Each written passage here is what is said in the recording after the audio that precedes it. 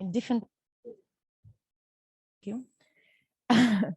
in a wide range of projects. What is interesting with WINY's practice is probably WINY's mind, because he's always that person that tries to push limits on his office, with his project, with his clients. He's the one that usually fights with the clients, but not because of the sake of fighting, but to convince them that certain things need to be done differently. And then he also runs the Y Factory group at the TU Delft, which is his main, let's say, academic base, from where different that speculates on the future, envisions the future, but also, I guess, feeds the practice happens. This same, let's say, academic spirit, WINY is also part of our faculty here at the Master in City and Technology, together with his group from the Y Factory. They have been running an intensive workshop this week.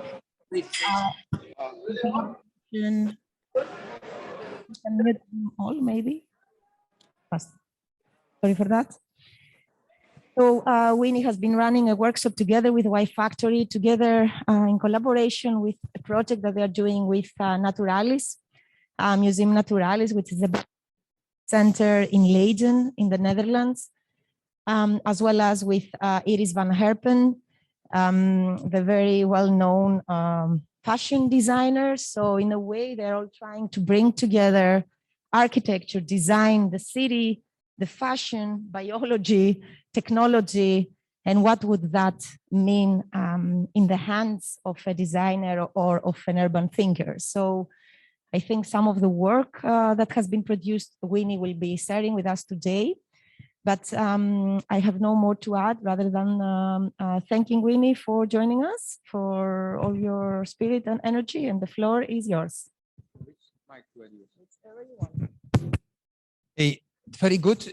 Thank you for coming. That's to start with. It's rather remarkable to have to. Oh, how does this work? To be here and to look to also to what you're doing after 2 years, and it's I enjoy also. Hey, how does it work, guys? Sorry. I don't know. Can you help here? It is fantastic that to have a lecture that there is only 1 or 2 that are live and the rest are on Zoom.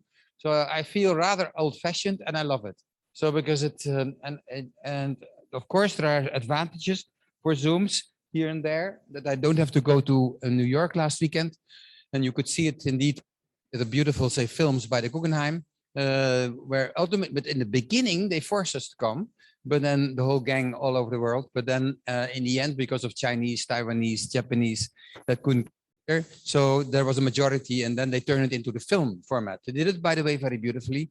It's a very beautiful, say, film program, very sharply made, and with also some new thinkers that are there. So this is what we are in now. So I will have two parts of the lectures today. First, I will talk about the Y Factory and the program that we have done this week together, again, as part of the every year or every 2 years to be here with you. I'm always love to be challenged in that way, because it means that I have to give a new lecture, and it means also that I have to do it just 5 minutes before the presentation. No, I did it over the weekend, don't worry. But then, and that is then also giving me also an opportunity to bring things together. It's not bad to give lectures, but actually, or to be challenged, but by that, and I'm happy that that somehow comes back, because in a way, I must say the Zoom lectures, it's not my thing. So then there are 2 things that I would like to show as the work of the Y Factory with you, and secondly, how does it affect, say, our practice MVRDV, and what is the relationship between research and say the built environment, the built products. So just to to give you some slides on where you haven't been maybe in Delft, how we try to teach before Corona to make products, to sell books, to talk also with people, and lately, of course, with other means. And it is basically the last 10 years about the triangle on the future city. That means on one hand, how we are thinking in terms of modeling, like how it's theoretically in the model. For Ryan, say you have 1 million city and you do it in a kind of regular way or average way, change one parameter and that city will change from now to then. That means if you fly, then all the city flies out in the end. In the viewing sections, we try to apply it and on different locations, like in Barcelona in certain cases. And in the controller, we bring it together to basically to software, to scripting.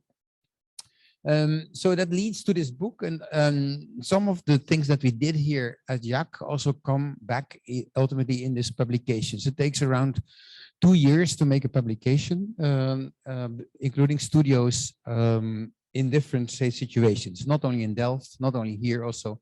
We have a strong relationship with Melbourne, to give an example, to make that work. These are the titles. Some of them, there are about 12, have been made, so we could say one per year is what we can do. Unfortunately, not more, and that is, but that they all, say, explore pieces of the future city.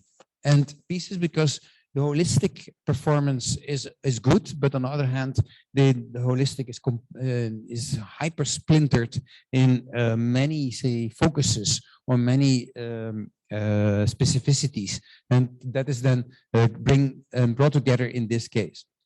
So what is next? I give you how does it work at a Y Factory. I start from XL, that is, say, how we come from a planetary, say, holistic perspective, and notate over the 10 years indeed drastic demands what the planet could be, model it how they are, because of that is transforming this skewed ball somewhere in the sky, and leading to necessities that we need to do.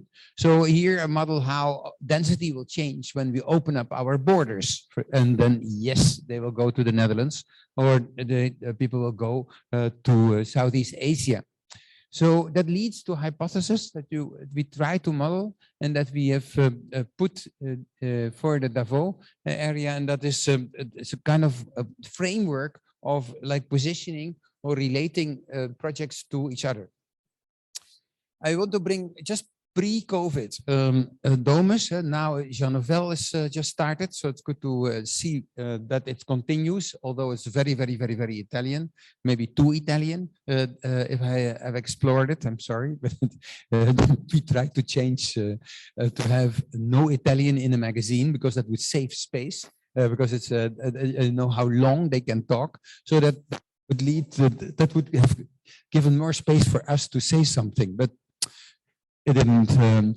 What we try to do, what about everything is urbanism? And I want to use it as an upbeat for what we are doing now, that everybody is urbanism in the end. And it was a stack of say 12 issues that come together that explore this everythingness in urbanism, so every contribution thinkable to the bigger scale. By many actors that are spread over the magazine in that year. It leads to a sequence of attentions from a starting point with younger kids in Milano to think about Milan, how beautiful Milan could be in their eyes. I still love that model because it's of course it's ugly and it's everything is weird in that, but they represent a lot. So the mini stories of the children to fantasize about Milano leads to beautiful structures as this DNA tower on the middle, and also to ultimately to a letter to the mayor to ask, say, permission for these elements, or open up the case a little bit in a very introvert city. It if I look back to 2019, so what was before, then there was a world that was painted by agencies and explored by different, say, writers. This atlas of the end of the world is a beautiful, say, way of addressing the transformation from now to then. You have a, say, a status quo, which was defined by this kind of, say, this is not Beijing, but simply the Dolomiti, in where it also occurs. Thinking about the water systems by this writer, thinking about, say, the swap in biodiversity, imagining that the crust, say, this first 1,000 meters below, are of an incredible importance to somehow monitor and to be more aware with each other about that, and to think about the products that comes out of that. There are solutions after these urgencies, and that is one of them was about density. See how can we look to the needs in these urgencies, need 600 million homes, and how to do that, how they do it in New York, that becomes unaffordable these days for that, how they do it in France or in the southern part of France. It leads also to inclusivity, to do it together, where projects were monitored and showed in different ways, like this beautiful, say, Quebecian proposal, or in Albania by some of our colleagues, or here in Ghana or in Niger, how they monitor that. It was developed on the level of, can we create a fertile movement again, and fertility for that future. Here an invitation and to Stefano to continue in Milano, the one tower, but half a city, then we can talk about it. And then it has an effect. And it actually is the point that I come back to later in this lecture. Happily is now making a book about this, so it just came out, so you can check if this image would fit in it. You could go further with that green dip here, and it works, because there was a lot of discussion that year if it is too artificial or that it becomes a new kind of nature. We are not there yet, and it takes a while, but in general, things work like these projects that can be visualized. Here, like this is a beautiful one in Shenzhen. Also there, it works in the Vanke. This one is a bit vulnerable, just finished now. It is because it's very solitary, and even New York is doing some things, and also Russia with Strelka made and West 8 made improvements. So there is a lot of poetry in that landscape to imagine this new greenness, but also in the material. So the design, as is also done partly at the IAAC, how to increase, say, the natural factor in our making of products is making this kind of elements. And last but not least, and here we say also met with Iris for the first time, furniture, say fashion, no, the clothing, wearables, haute couture, as a group could help enormously to make it better. Like this, for instance, is showing, and Iris is joining us tonight, but also comes back later in this lecture, how we collaborate with these elements. And yes, also in the end, films can be maybe better. Reference to this this beauty, but silly film is always is still vivid. So that was. But what can we do for Domus? Let's look back and then we explored what every article did to it, and say how much it contributed somehow to these bigger themes, how they were ordered, and how much, say, square kilometer it somehow could manage with that, or observe with that. So this map, this is what we could do in 2019 with about 1,200 pages or whatever it was to do that. And so it became almost a book. I tried to bring it out in 2020, but in the best Italian tradition, they didn't do it. So there's, and that is still on the agenda to make it doable. Yeah, I'm annoying, but what's next? This is like a way of trying to understand how we all are doing and what we are contributing to an agenda that is dealing about, say, objectives. And the objectives are quite widely. And how to explain that, I use this phrase, don't you want to be? And then you get a question about responsible, openness, curious, because we have to share objectives. I cannot do it on myself. They are not completely neutral. They are fluid, but the no mayor, almost no mayor, and maybe some Russian cities not, want to talk about responsibility or openness or curiosity, or do it maybe in another way, by the way. No one is against green or energy producing. So this list is so obvious. And there is actually a huge list. And you see that since 2019, the last 2 years, especially because of the COVID, you get this list now every time in every presentation. Yes, we should be inclusive, yet we should be so bigger themes that has been addressed by more and more people come back to also to the urban and spatial agenda. And that is my shopping list, what I would say what the future city could be. And in the end, also there's more visual components about excitement or beauty or loveliness are also part to make this wonderful, say, directions of the future and to give that list and a perspective. So what is next?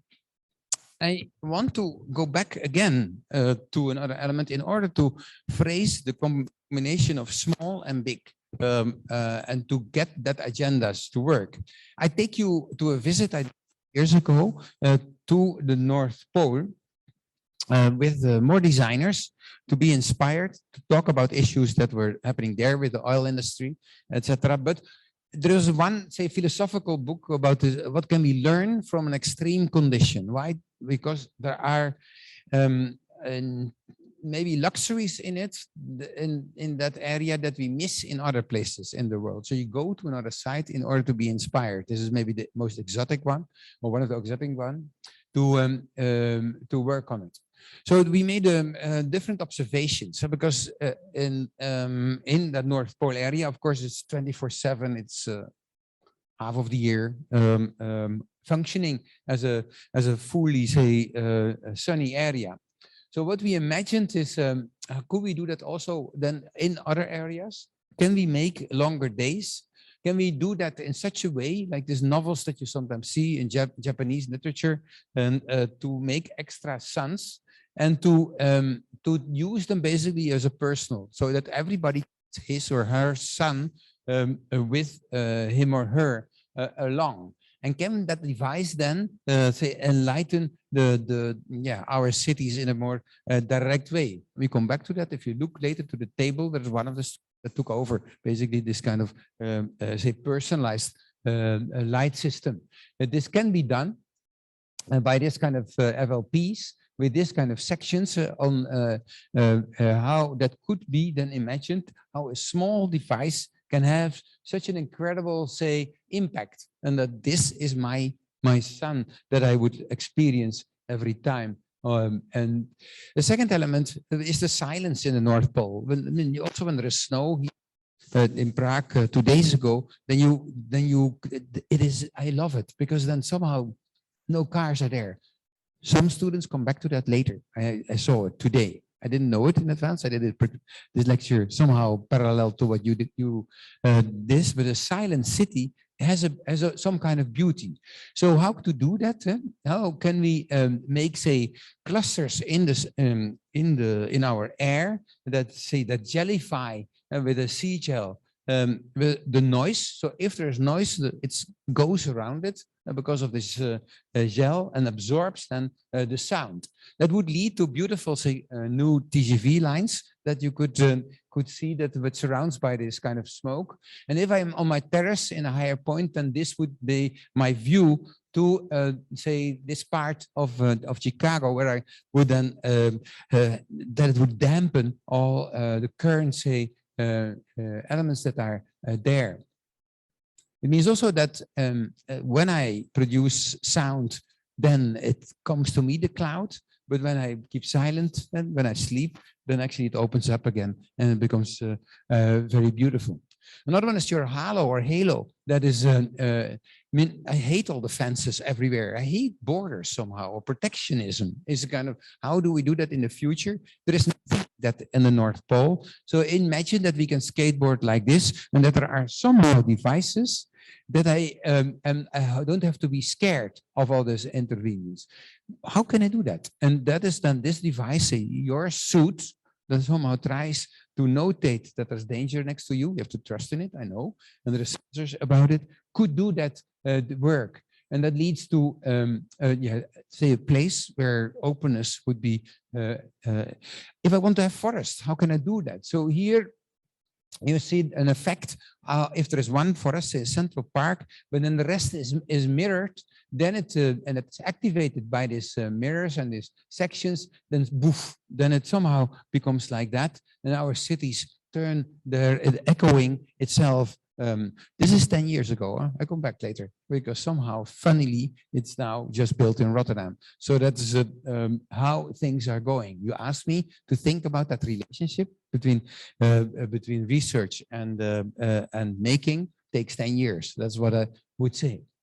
The horizon is another one. I'm fascinated by the concept that, say, the North Pole is infinite, and that gives a perspective that creates somehow calmness in your head.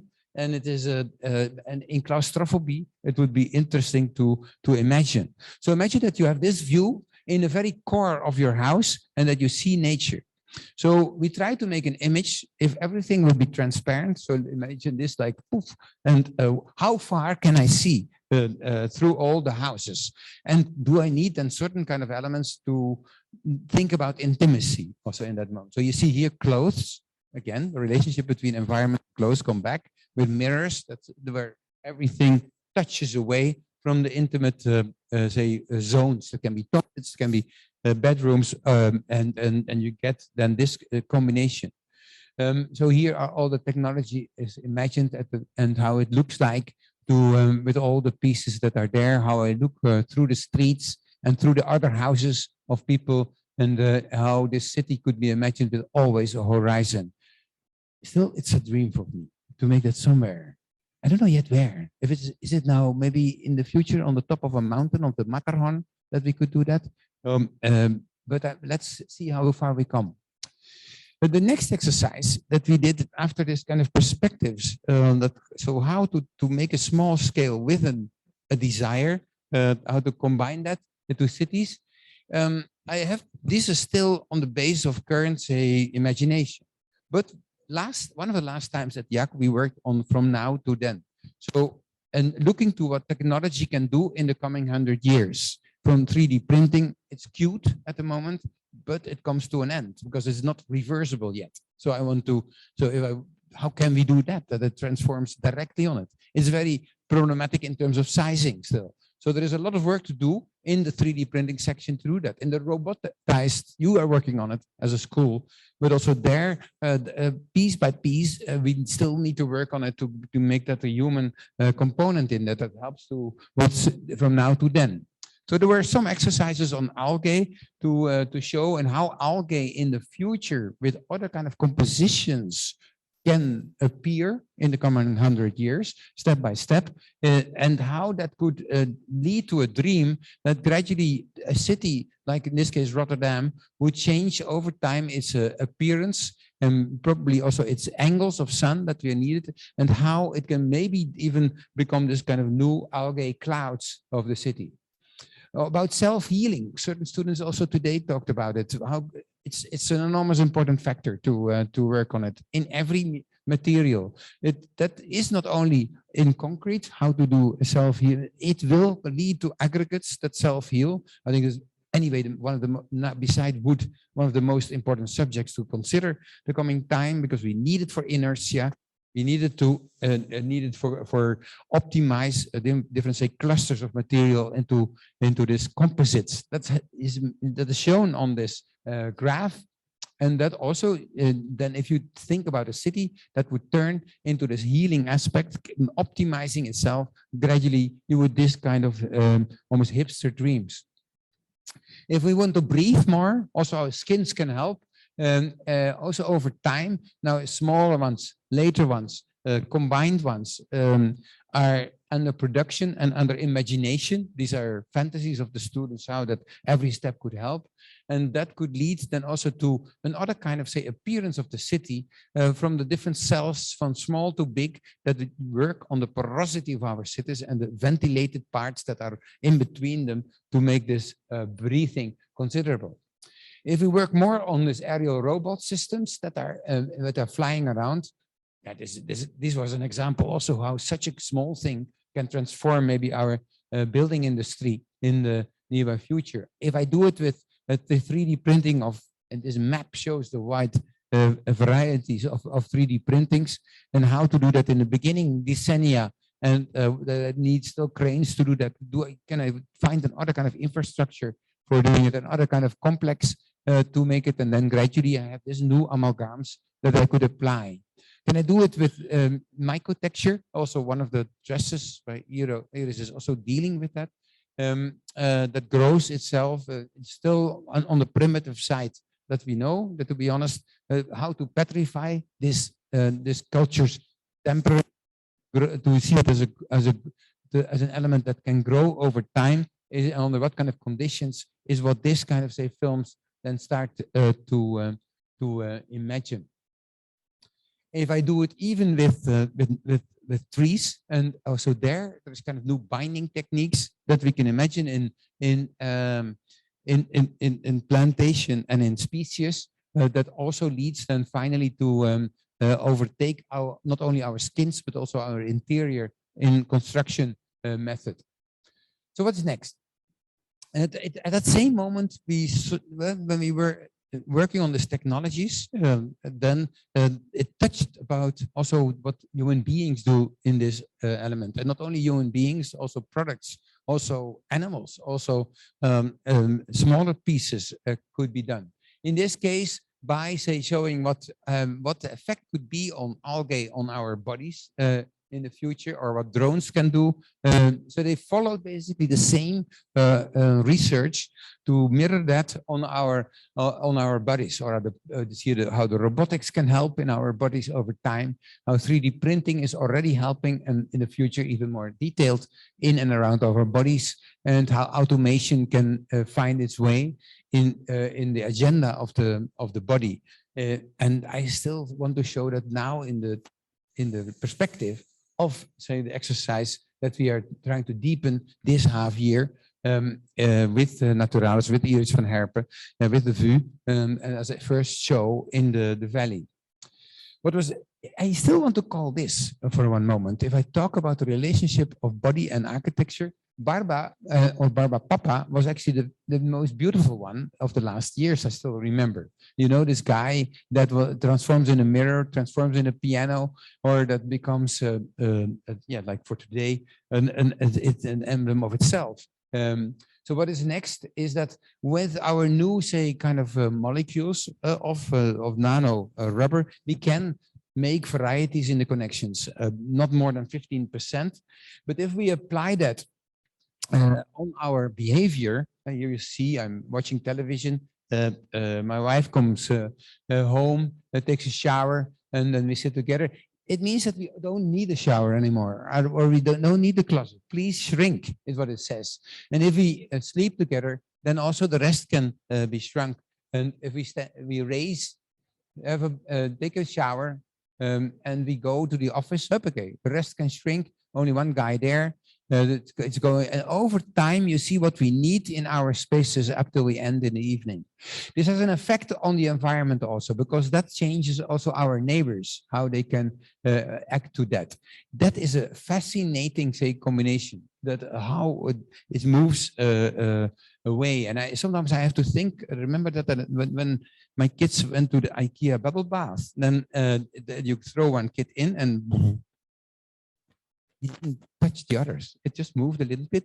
So that's what's happening in this case. When rubber is in between, movements could be still sustainable. So what we try to do is, I still love this film, is because our ultimate skin is also the space we need.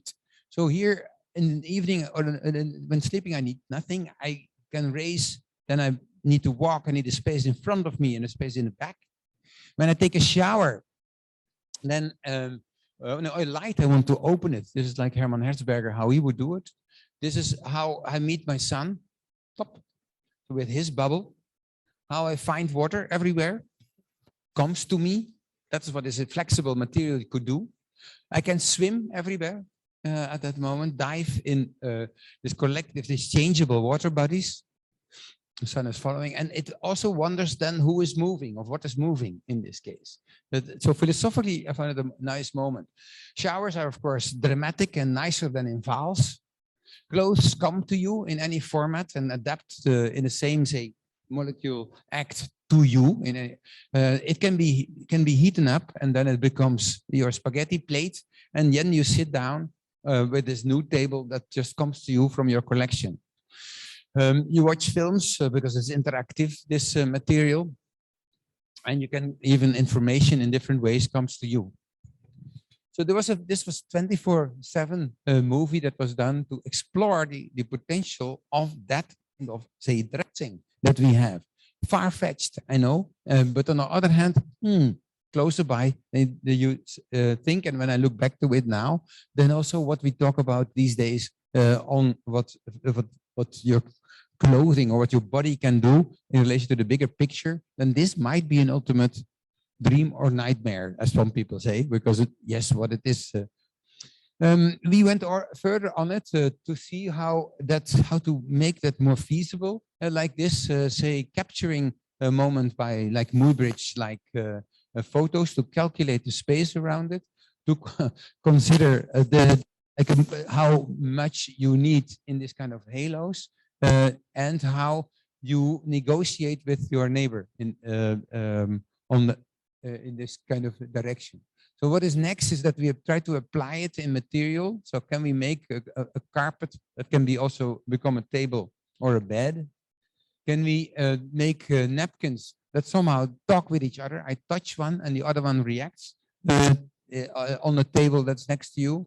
Can we make walls that also talk to you when you become angry? The wall reacts to you, and how does it react? Does it help you? So here you see a mechanism of, say, again, about like your environment, your skin, a skin that can be close to you, a skin that can be slightly further away, 3 meters or 4 meters. And here you can do it by talking. You can also do it by touching or half touching.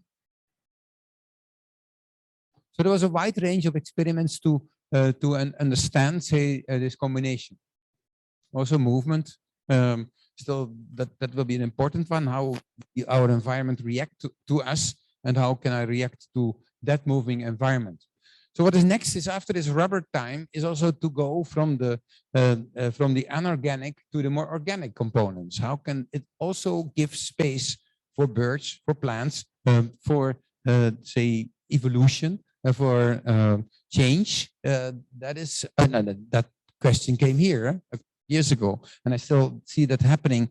How to tackle that? We organized a step-by-step method, I have to be honest. So first, to do it only with plants. The green dip is about that. I'm happy to announce that the book is there in the coming months, and and it explores basically what you can do with our cities. That is 3% of the world, say the same size as India, and if I skip the streets, then it's the same size as Madagascar.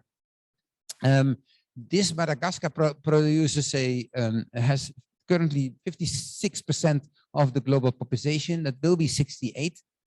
The impact is tremendous, because they cause nearly 70% of the total CO2 emissions, 56% of the water consumption, and 75% of the energy use. So that means that cities only, if you only think about them in the future, they need to be compensated 3 globes. So that is a calculation that comes from the 80s, but now more focused with the new technologies. This is the agenda. This could be leading that you could do it also, solve it surplus. So that means that this would be Hong Kong in the future. That Rem made a nice thing, but that it could become better if it would be giving space to that, or that it looks, this Hutong would. And so the green maker was what we invented here to make that more visible.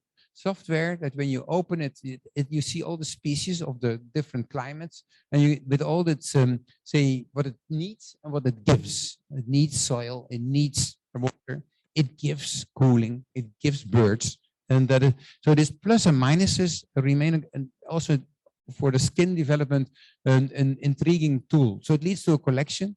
Also technically what you can do with the different, say, technologies, and a canvas to apply on it. So here, Manhattan a piece where you select what kind of techniques you were going to do on the roofs, on the facades, on the interior, and on the streets. That leads to a beautiful Manhattan, I would say. And immediately, it's only dressing up. It's only your skin. It's very simple. And why can't we do it? Why can we do that with our clothes? And why can't we do it with our cities? Would help so much.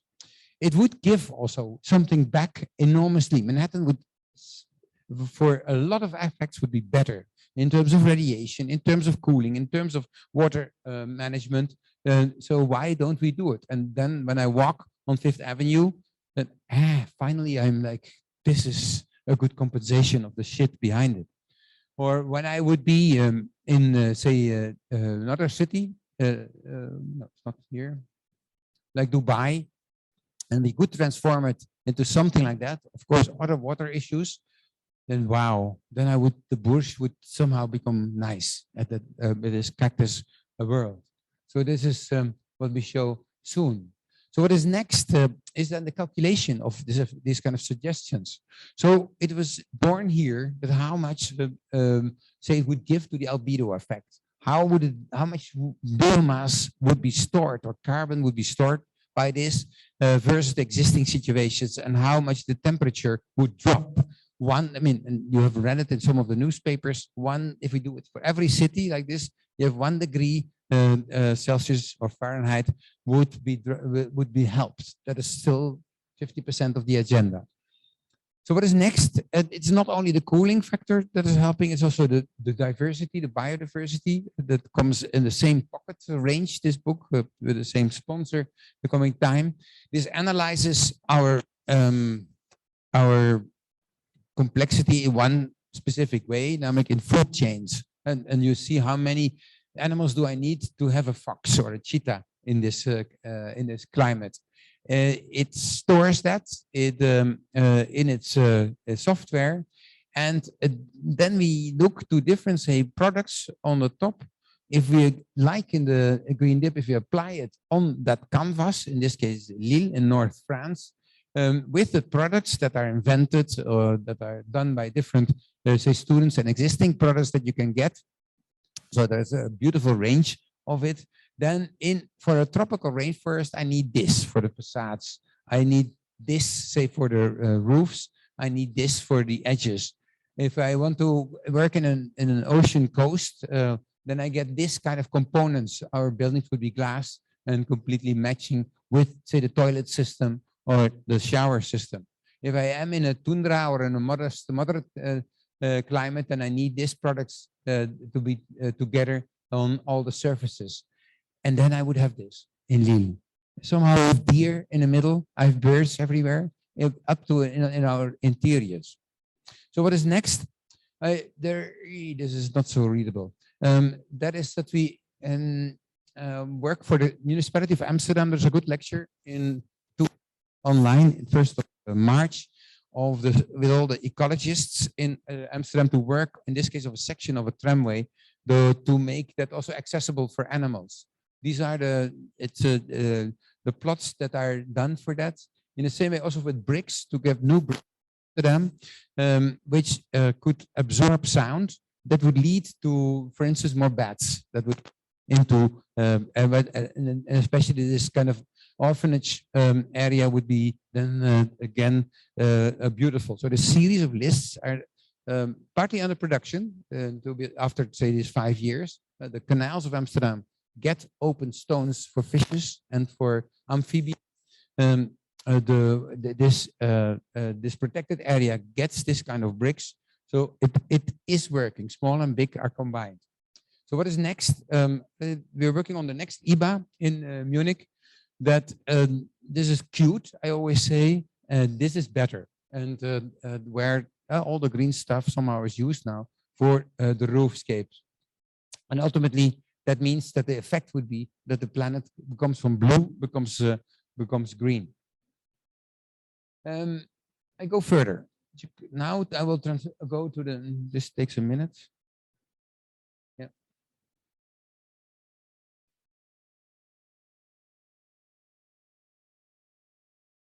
I'm still shared. Can you help?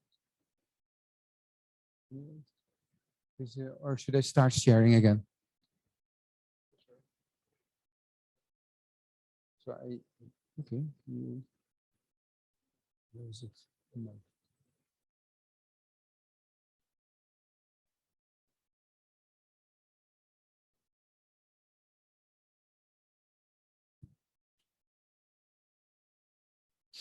So what is next? I try to find a way in the former 30 minutes to explore already, to see the relationship between small and bigger. And that leads to the element that the issue that everything, every body, every piece is urbanism. When I make a better toilet, I touch urbanist agenda. And that will happen also with our bodies. We had this dream with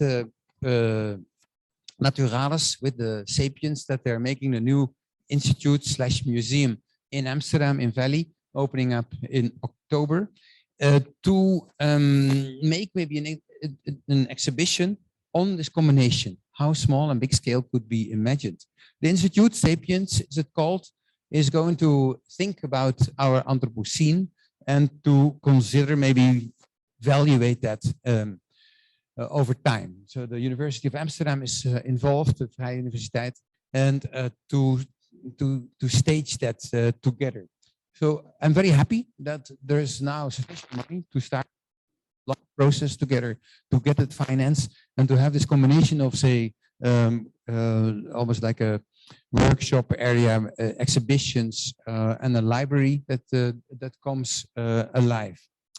So for this relationship between body and environment, I still love this painting because you see so many bodies, so many people with all, they have their own, say, characteristics, their own parameters and their own obsessions. And I could imagine that we could explore together with Iris van Herpen, maybe it is a scenery of persons that you can approach, and that can be combined, say, also with the environment. How can that be? So if you make a dress or a piece of couture that would breathe and that helps the oxygen system, then I can immediately add also a city that would do the same somehow. If I would think about, like, how can our skins help biodiversity?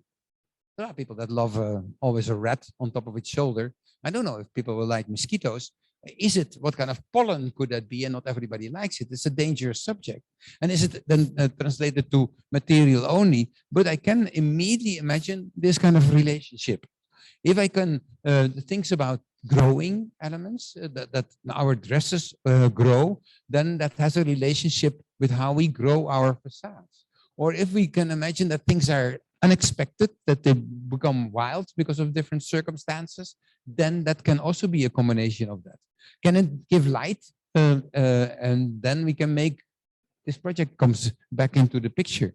Can we reflect in order to enlarge it? And also in the workshop, we deepen that. How can that be combined with the environment? Can it be create senses of what we need? So can our dresses also add energy?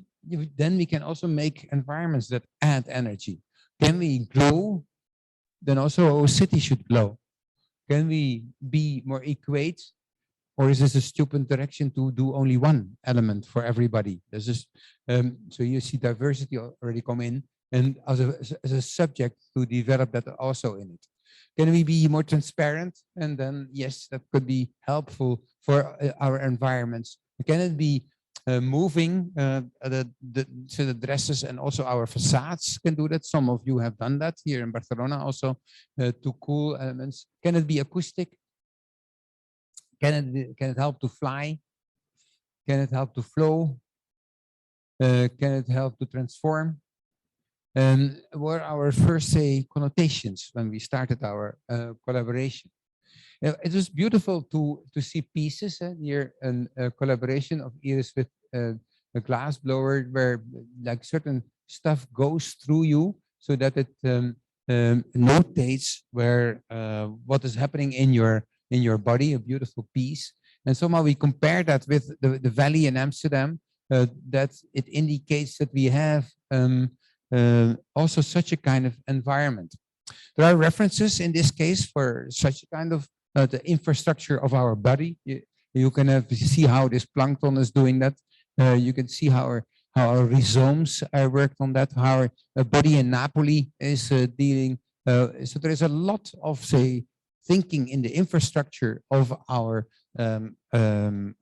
cities, our environments, and our objects, and how it's also simulated now in our worlds. So this is an image then of what the valley could be and how we can combine that. And that addresses also the larger scale.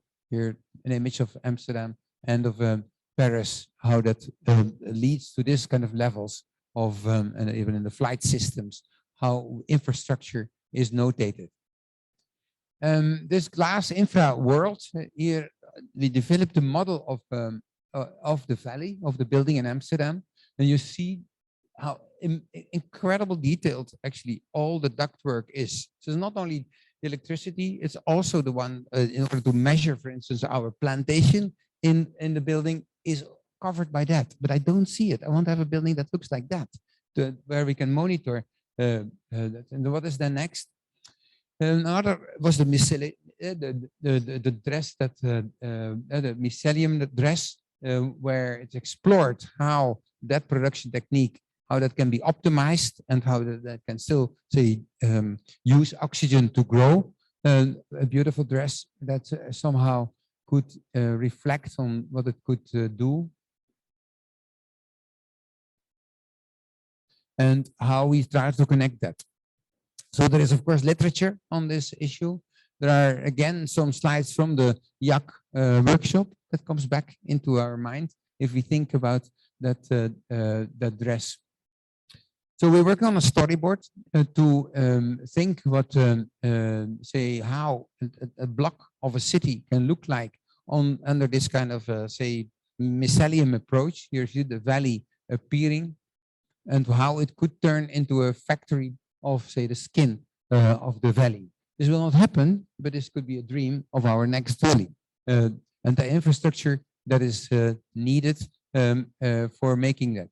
And that leads to, hopefully, this, say, dream that then echoes or combines with, say, the piece of the body. I will not show the film that's done by Eline, but that's not enough time for that today. So what is next is an exhibition that makes this relationship between the body and the environment, and that we are now developing in the building. So what's next is our workshop here. You see images of today of the discussion, both in the room and outside the room, and the collection of elements that are there with thematics behind it. And I think the students did a great job on finding the way how you can interrelate the parameters, how so one technique, what that could mean for the built environment, as for say the couture or for the dresses. I go further. So I invite you to be and to look at it after this.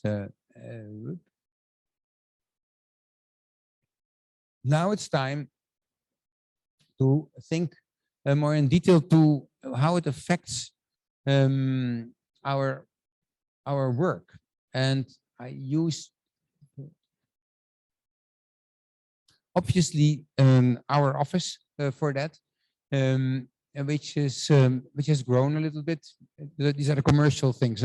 Skip them. These are our offices in some places. This is our scope, our presence, our staff, a bit growing, our projects. But what is next is I will order them in to think about the subjects that I talked about in the first, say, 40 minutes, 45 minutes. And so are we making now using that cities that come out of that kind of reflections? The most reflected one is the mirror city. I want to explain a little bit deeper the depot, because you didn't visit it this week. So it is nice to take you to this area in Rotterdam. This is how it looked before. the museum quarter, with the park of Yves Brunier and Rem Koolhaas, which was basically a series of rooms where this room didn't function, simply because it's too wet and not the right species.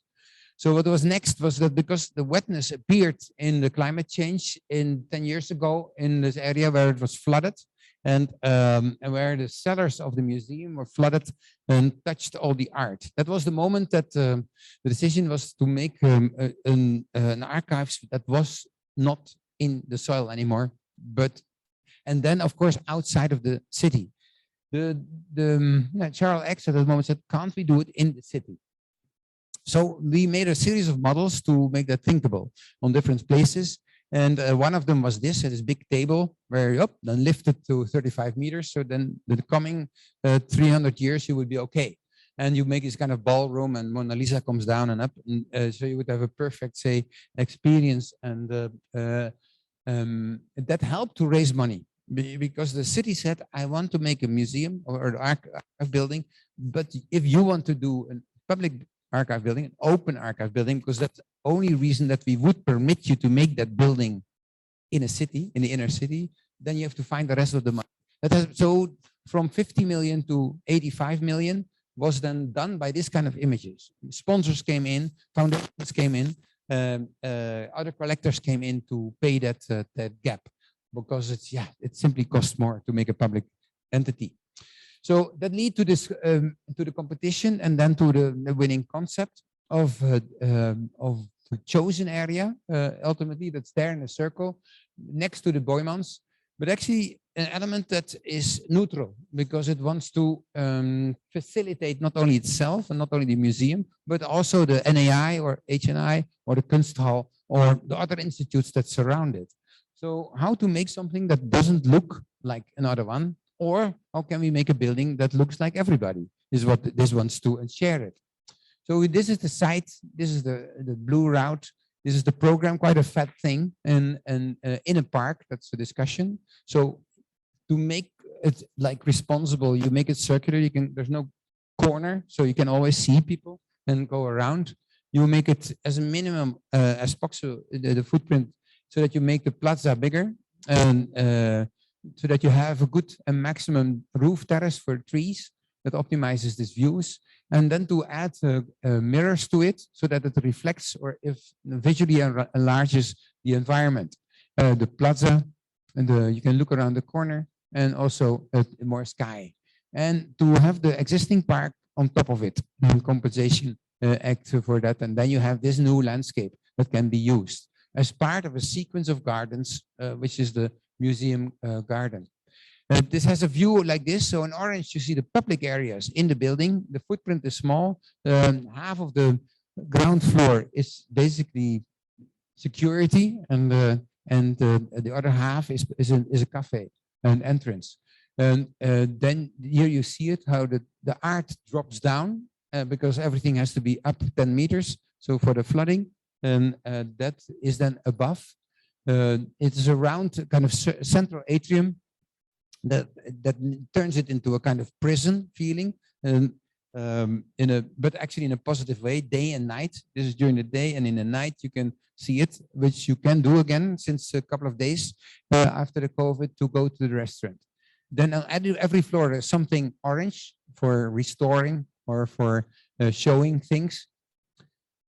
These are and it ends up in the roof where the compensation of the forest is made with this kind of cross of activities.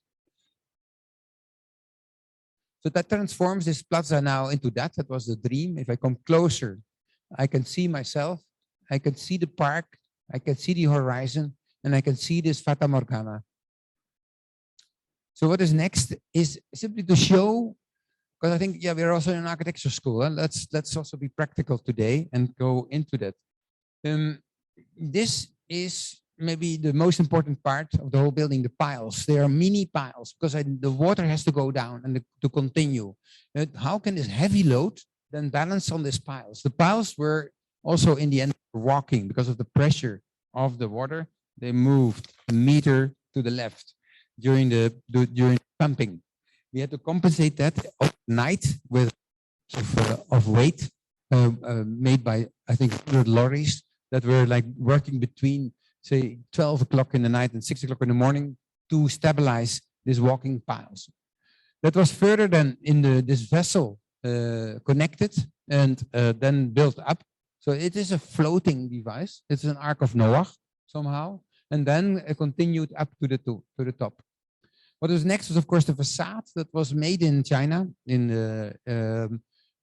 with this scripting. So hyper important also in your school to make that doable so that the bending will be precise. And when they are made in an oven, that the corners have the tolerance of maximum a couple of mil to do that. They were then shipped to the Rotterdam. Here they are. They're checked in its gradual from transparency levels, how that could and how it would look like, and how, if they are the color is correct. It cannot be brown. So the glass has to be silver in order to be neutral. And but with triple bent glass takes a lot of efforts to do at that. So we made the building 3 times. And the good thing about glass is that you can recycle. So what is next? Touching the planet was a discussion. So how we made glass that bends horizontally in the end, so that when you come closer to the building, it is like a pot. That is also on a bit of an expensive detail, to be honest. So what is next? The doors are important. How can I imagine that? How they open?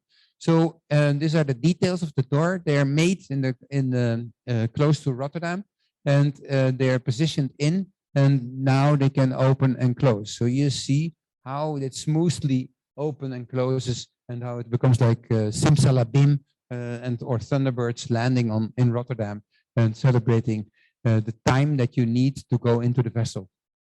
What is next?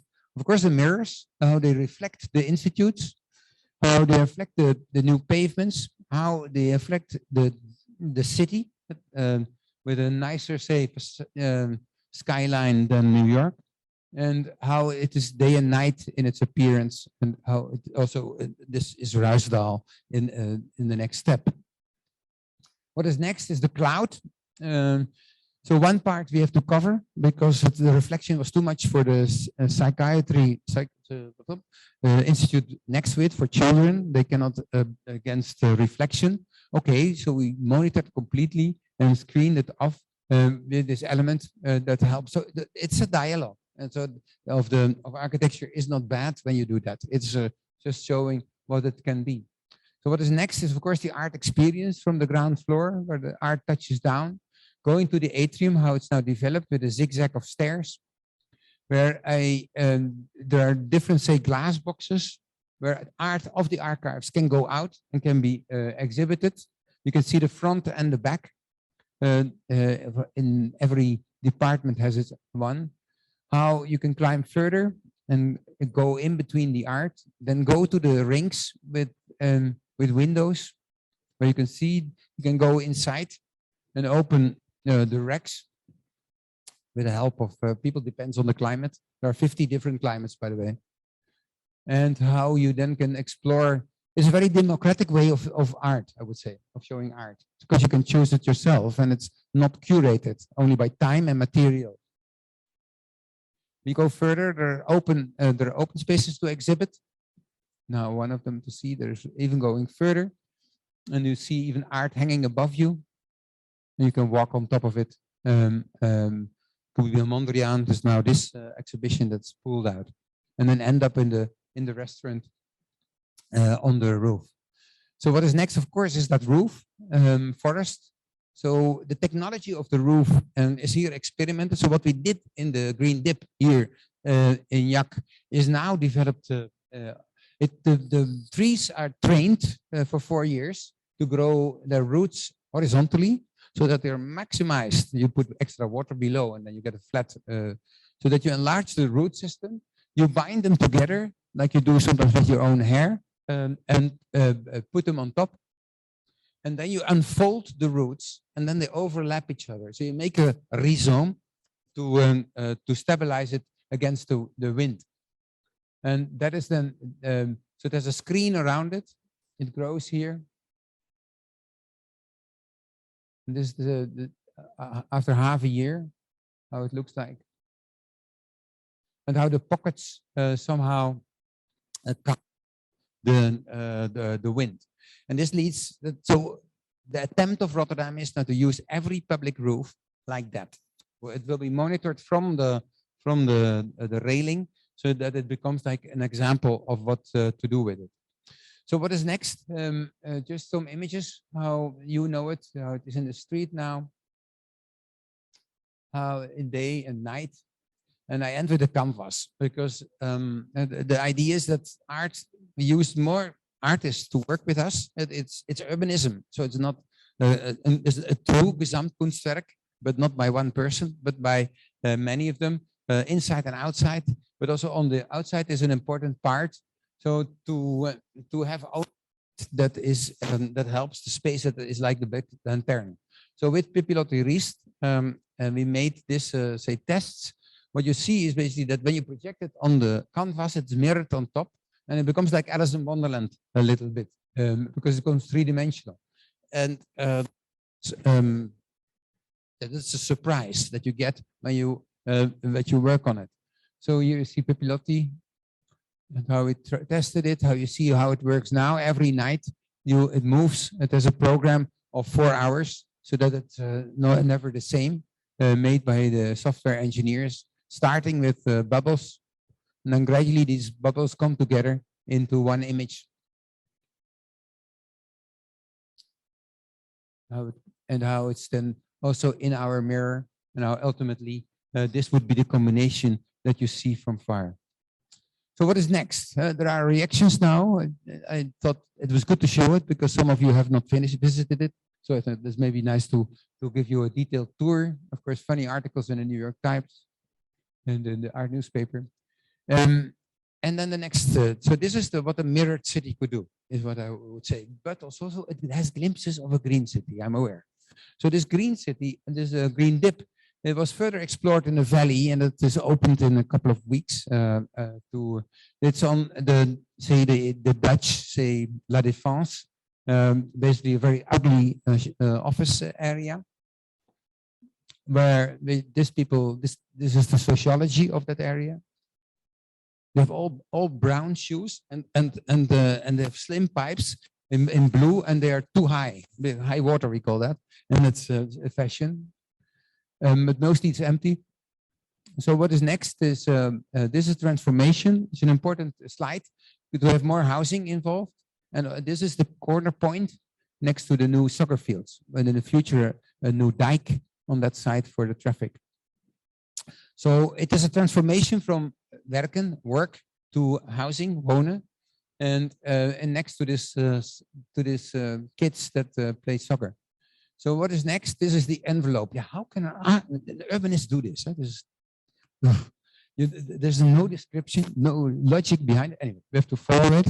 So we made a splint with culture. There's where the new Sapiens comes in, with a headquarter building, and this is what I want. You can. But then you make this basic volume.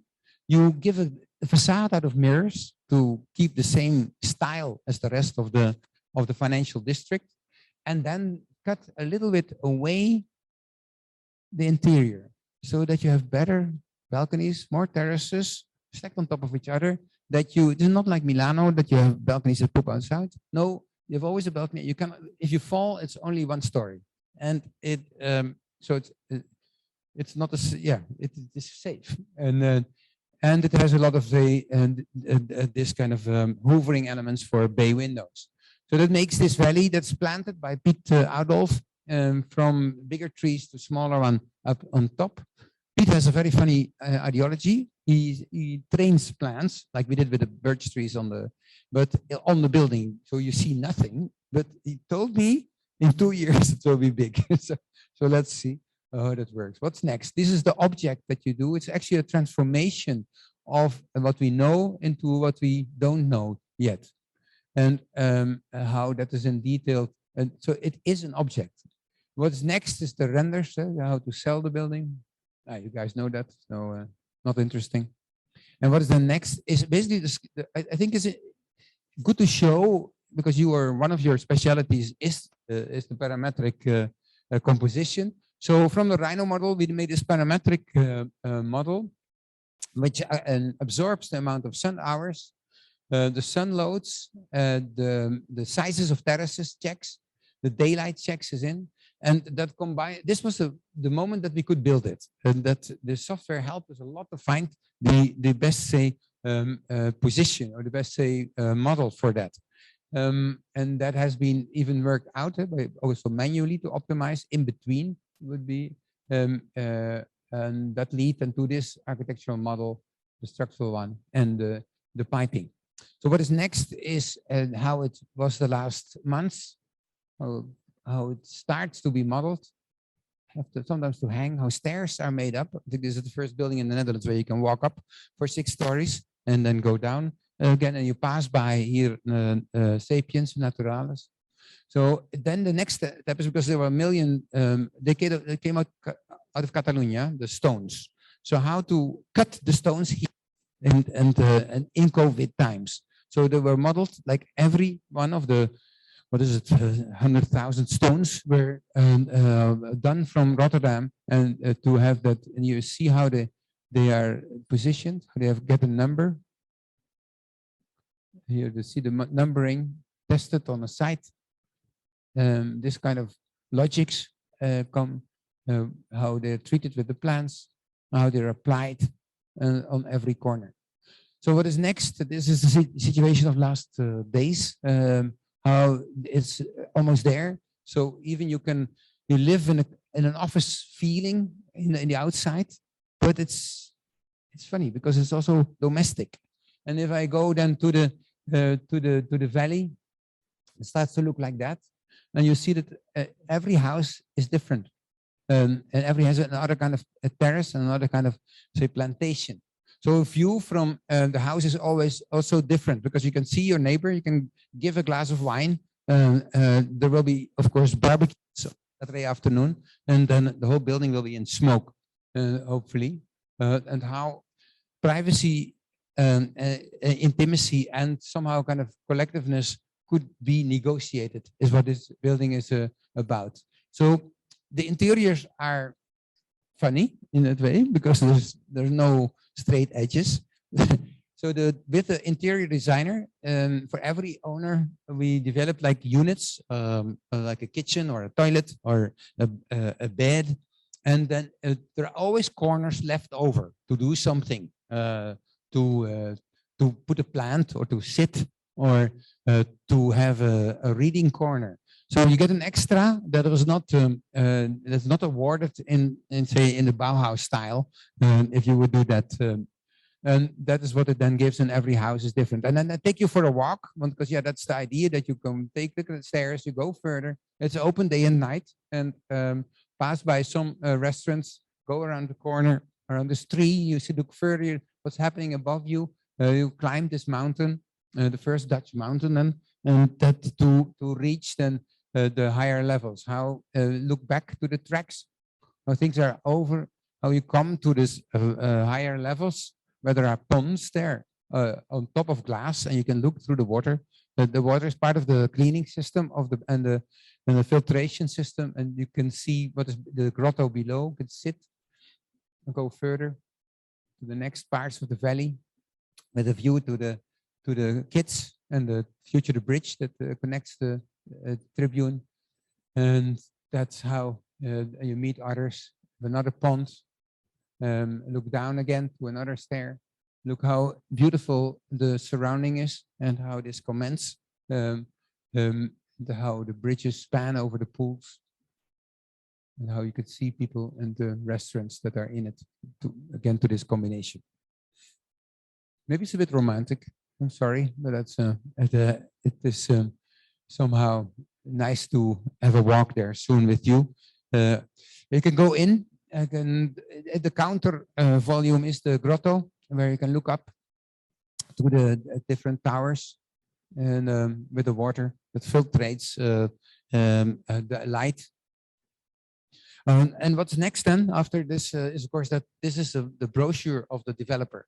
So the funnily, he put this in as he dreams also to continue with that, and which is actually quite okay, and we can collaborate with other architects on that to imagine that next step. That about what is happening now. And that's inspired by that by the research I showed before. That is, and it gives also a potential to ping pong. I use that term also in the studio between research and practice, or to have a dialogue with that. I mean, the valley is, of course, now. Of course, I want to make it better and bigger and more green even.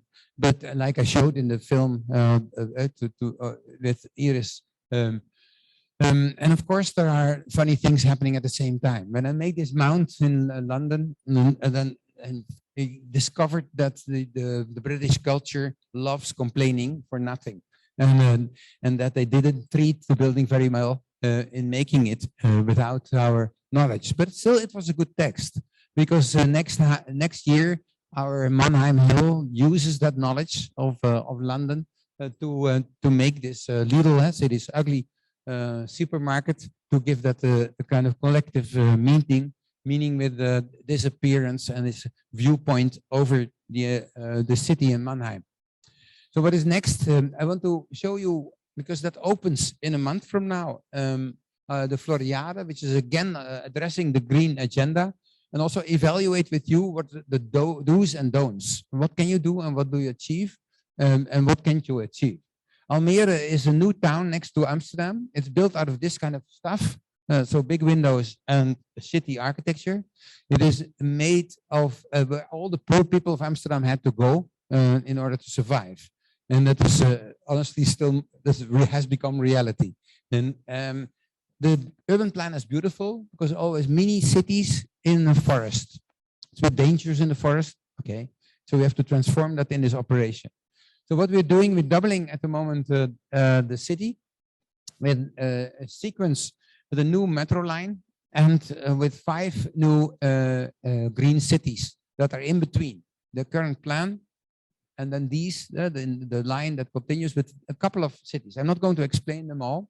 I only talk about, but you see them in a view from Amsterdam, the different, say, garden cities. And every city tries to do something nice. So there's always like about 40, 50,000 people, in this case, in the lake, which appears like this, like a Fata Morgana, cleaning the water of the Markermeer with this expo area to attract Amsterdammers, with this Floriade area around the lake that makes the central lake into a circle, and with this, say, freedom area for agriculture in combination with housing on this almost Russian area in Almere, to transform it in Oosterwold. Another lecture in the future. But the Almere Floriade is coming now to a conclusion. Here you see it happening.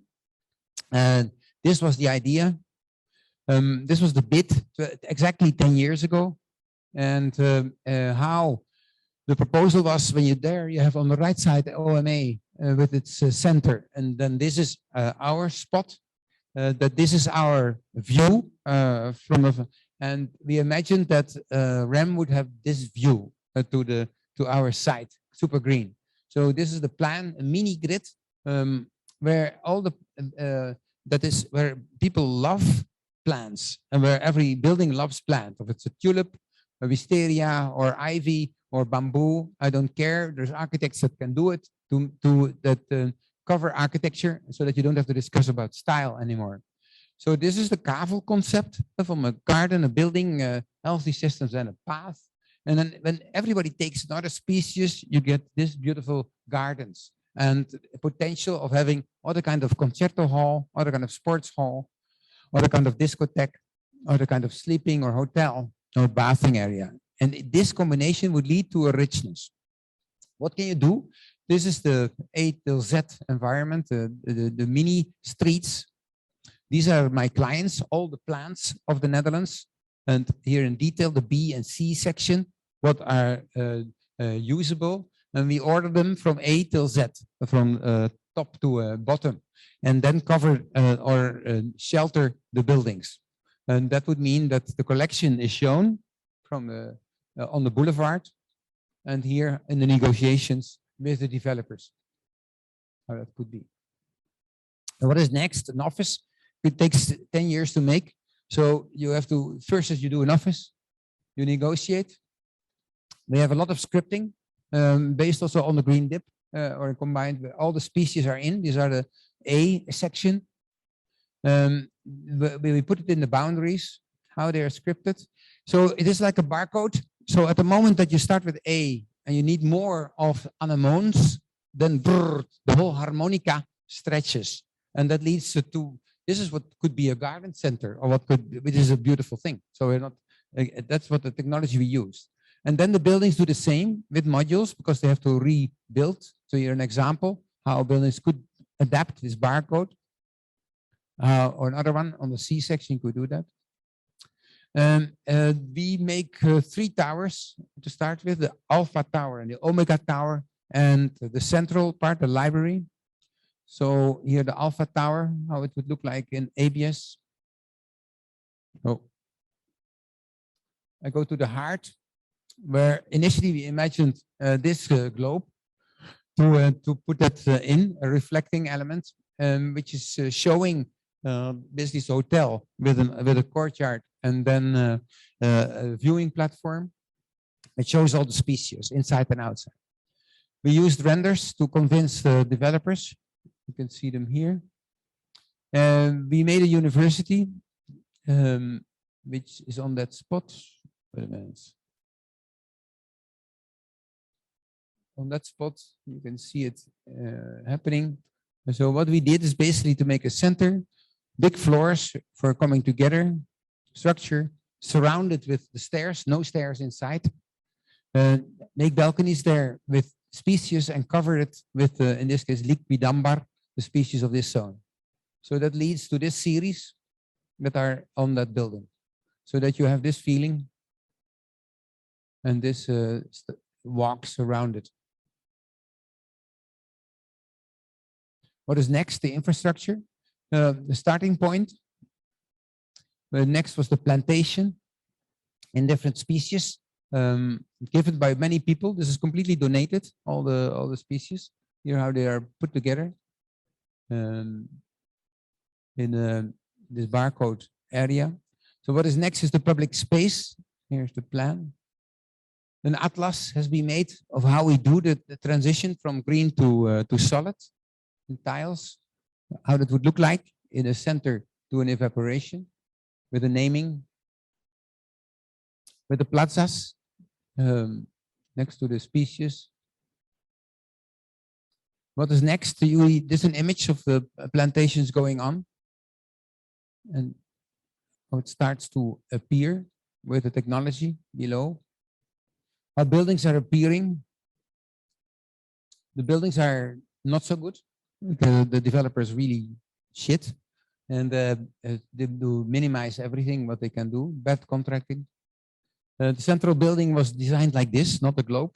Social housing, so which is in itself okay, but yeah, this looks a bit East European.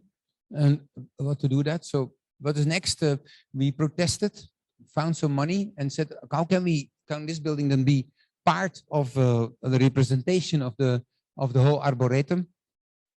When this is the tower, we projected all the species on the tower, and that leads to this facades as a starting point.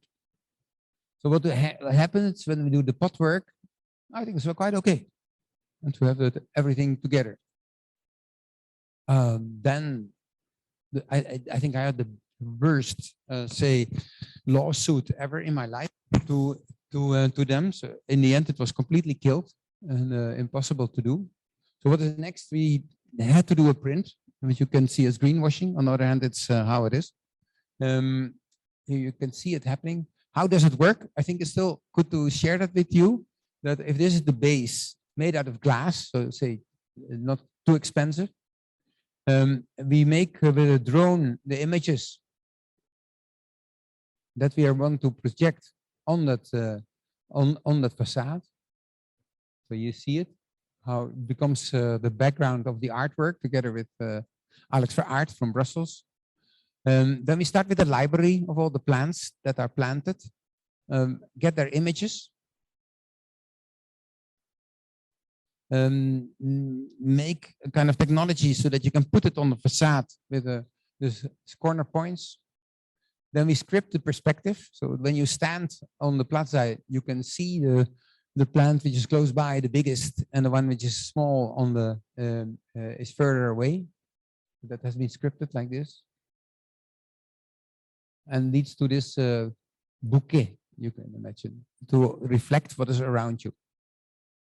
This has been then further positioned with the collection, and that leads now to this choreography. This is translated to the bottom, so that we have on the lowest part the collection that indicates all the species. So what is next? You see how it's tested with the people that live in it. Every house has another bouquet, and how it's now getting there, nearly finished, and how it starts to represent that collection. Happily, this is the first start. So we are now working on densification with a sequence of infills, intense negotiation with the investors to get now in 5 years after the Floriade to that environment. What is next is the green city is nice, but the energetic city, just from the table in the office, Tide Power, what's the name these days in relation to mainland China. Next to the, on the red dot on the coast of Taiwan, we make this industrial plant for the energy company of the state. In this kind of landscapes, but on the edge of Taiwan, so that this is the site, this is the program, almost nothing. This is the envelope. We were happy to pump it up and shape it because of the wind, terrace it, optimize it for the sun, and clad it with solar panels in all the directions, so that you get this kind of mountain of solar power. That helps a bit to also address that is on it. And by opening up the core, we could enlarge it. The center is then the place where we know the building. Here's how it's optimized in every panel, how the technically positioned, and how it gets there and starts construction. And now this mount of solar environments. What is next to end with?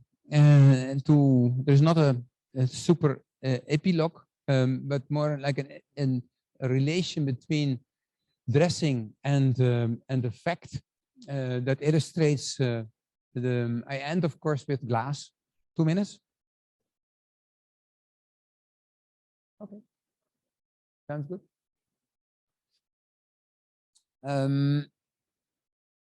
The transparent city, a couple of examples that you know. In my birthplace, on this ugly square, writing a letter to the mayor almost 30 years ago, answered that it's fine to do something in the end.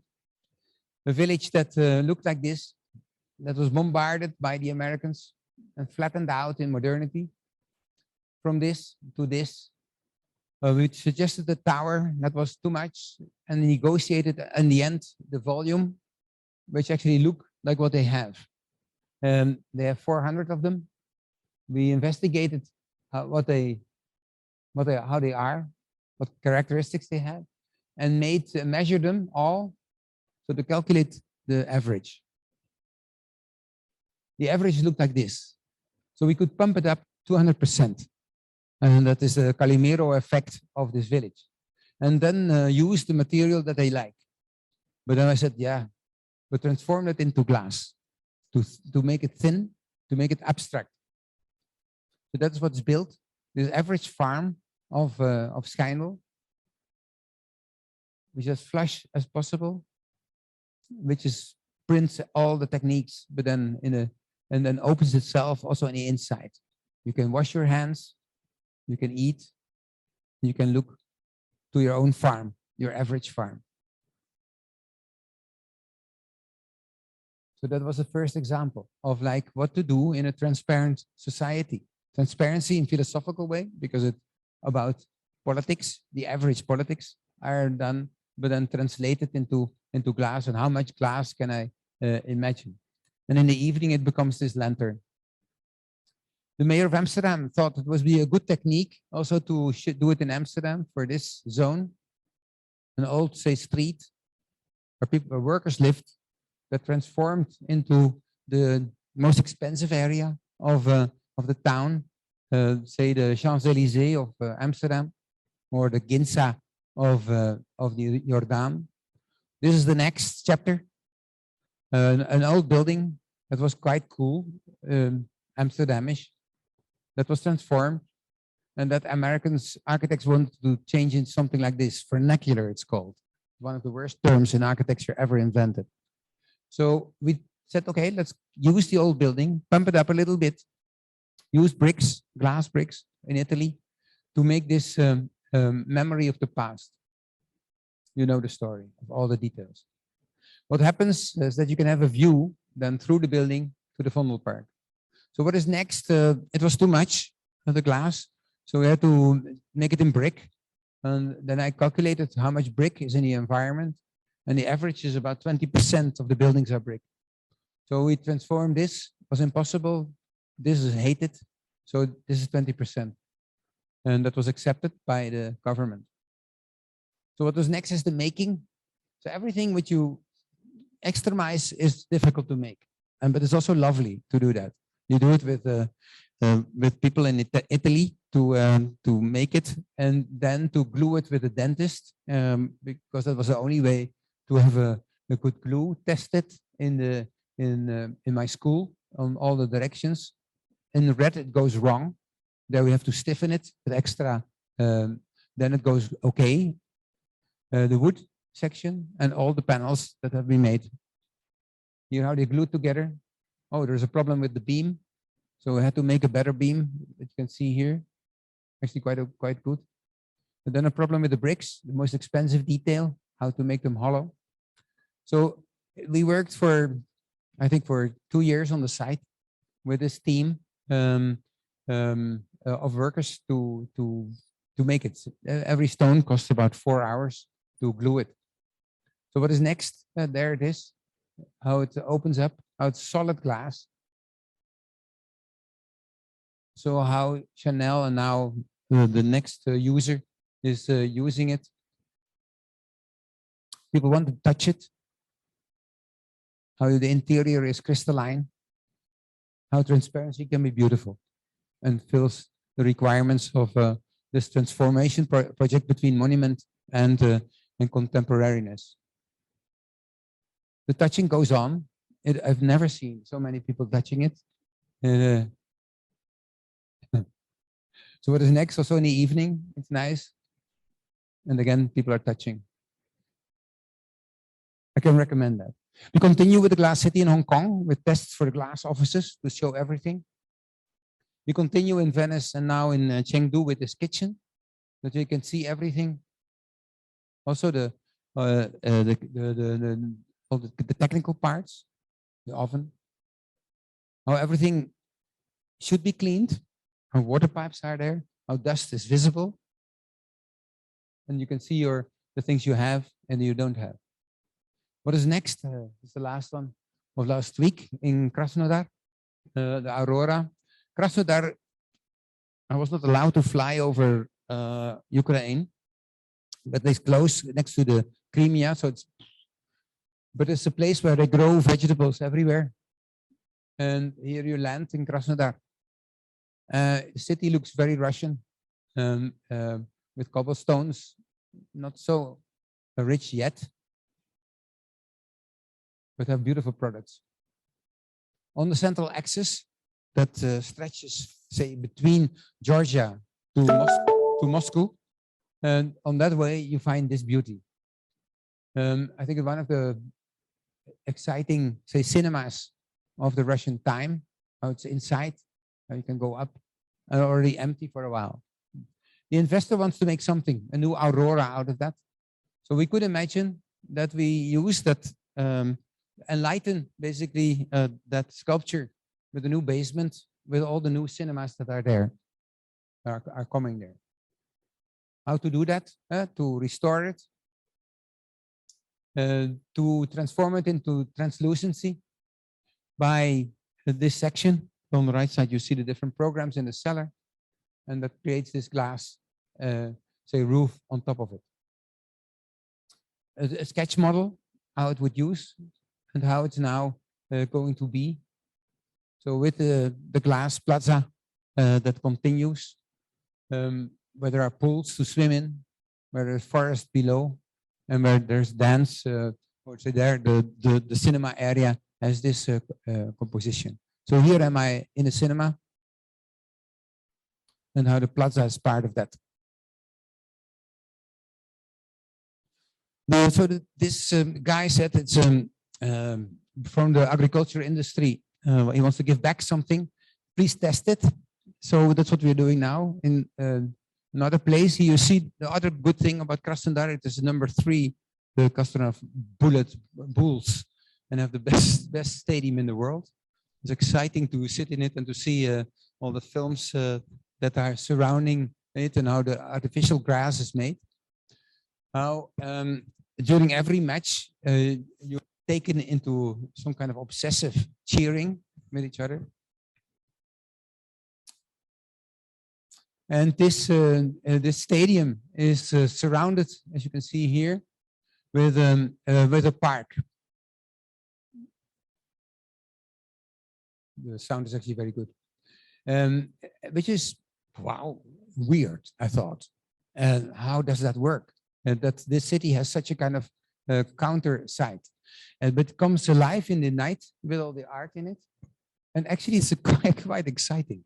It's used so much as a escape for people. So the next, let's say, test of this park will be this Oak Lane here, where that should be given back to nature, and where the connections are made by a new bridge in the shape of the oaks in glass to test how it would work in that climate and how this is built up. So that is completely scripted. This track to avoid the trees, to script the accessibility in 3D for handicapped, to differentiate the balustrades, to turn it into support by bending it below, by bumping it up for the benches, and by the pattern of the glass that is useful for that, maximum like 120 by 120, by tapered glass beams, and then you have this. Very Russian, but it's and there how it will be in between the trees. Too expensive, but that is part of the testing experience. But it's how it will be glued by Dutch engineers to have these benches all around. What is the conclusion of this? I didn't make a conclusion. I just make these 2 chapters. I just had not enough time before I came in the audience to make this possible. But I do think that it shows a little bit this act of inventing things at a school like yours, and to find its way completely different later in a part of the world. And they need each other, because I can do certain parts and then it ends here, and I need the reality, the finance and the technology to make it elsewhere. But I do hope that it gives an illustration for the students that participate in the workshop, that how your work is positioned in our work, and how it relates back, and how it and I invite you all later to look at this. And again, thank you already for listening to this after 2 years of only listening to Zooms. I hope that this helps a little bit. And let's have a beer and some questions. Thanks.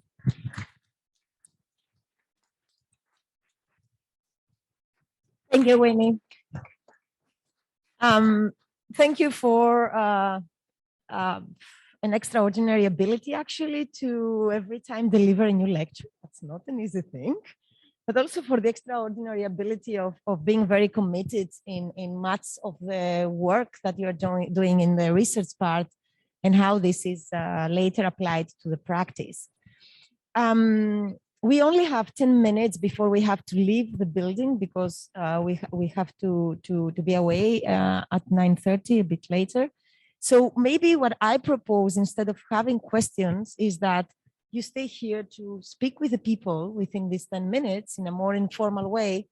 And you can also take this time to go through the exhibition and the different panels of the work that has been done during the workshop. And yeah, enjoy a bit of informal chatting. How does this sound? Thank you very much, Winnie. Yeah, but stay here, don't go. I just promise that you will be here. Thank you, everyone from the Zoom.